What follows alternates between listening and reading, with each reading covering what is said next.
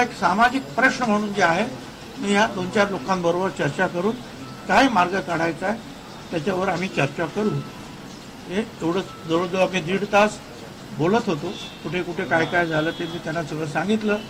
वकील लोक काय काय बोलतात ते सुद्धा मी सांगितलं. धनगरांचा जो प्रश्न आहे त्याच्यावर सुद्धा चर्चा झाली.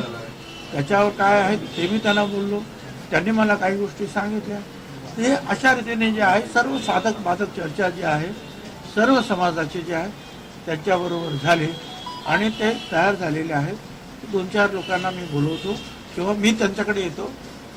मुख्यमंत्री त्यांना बोलवून घेतील आणि आम्ही त्यांच्याबरोबर बसून चर्चा करू. सगळ्या ओपनमध्ये सगळीकडे ही चर्चा होणं जरा कठीण दिसतं कारण त्याला राजकारणाचा ताबडतोब कोणीतरी वास लावून टाकतं आणि त्याच्यामुळे ज्या प्रश्न सुटण्याऐवजी ते अवघड बनत जातात. त्याच्यामुळे आम्हीच अगोदर समजून घेतो की नक्की काय करता येईल आणि काय करायला हवं, काय पावलं उचलायला पाहिजे. भुजबळ साहेब, काल तुम्ही बारामतीमध्ये विधान केलं होतं की एका नेत्यांनी फोन केला आणि त्यामुळे विरोधी पक्षाने आले नाही.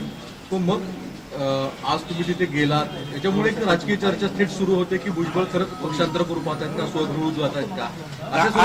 हा राजकारणाचा विषय नाही आणि मला जे सभाग्राह्य झालं, जे जे काही लोक बोलले ते मी तिथे बोललो आणि मी मग परत तुम्हाला सांगतो ना मला राजकारणाची पर्वा आहे, ना मंत्रिपदाची, ना आमदारकीची. राज्य शांत राहिलं पाहिजे. गोरगरिबांमध्ये दुफळी निर्माण होत्या कामा नये हा त्याच्या पाठीमागचा हेतू आहे आणि त्याप्रमाणे मी ओपनमध्ये सुद्धा बोलतो आणि साहेबांबरोबर सुद्धा बोलतो. आणि मग मी सांगितलं यासाठी मला आणखीन कोणाशी जर भेटण्याची जर इच्छा झाली आणि मला तशी परवानगी भेटेन त्यांना जाऊन. मला त्याच्यामध्ये कुणाच्याही घरी जायला कुणालाही विनंती करायला मला जरा सुद्धा कमीपणा वाटणार नाही. आपल्या पक्षातील सहकाऱ्यांसोबत आपली काही चर्चा झाली का? नाही. मी फक्त घरून निघताना प्रफुल्ल पटेल यांच्याबरोबर चर्चा केली होती आणि मी त्यांना सांगितले की मी असं पवार साहेबांना भेटायला जातो आहे काय आणि माझ्याकडची असलेली कागदपत्र सुद्धा मी त्यांना देतो आहे आणि या विषयावर मी चर्चा करणार आहे. ते म्हणाले ठीक आहे की जा.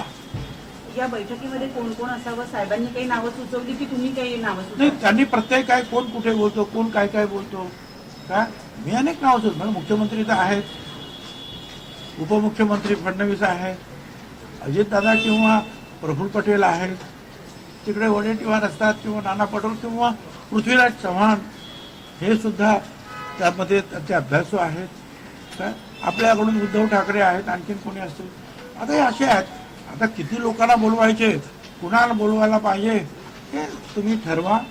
मला असं वाटतं की 2-4 लोकांनी बसून जे आहे याच्यावर विचार विनिमय करा.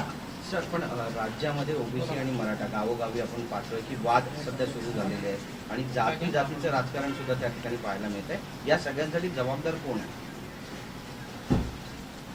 हेच तर जे आहे हे जे वातावरण पेटतं आहे जातीमधलं ते शांत राहावं म्हणून तर हे सगळ्यांनी एका मुखानं एका आवाजात बोलावं सर्व पक्षाच्या नेत्याने. आणि त्यामध्ये राज्याचे ज्येष्ठ नेते पवार साहेब सुद्धा असावेत हा माझा आग्रह आहे.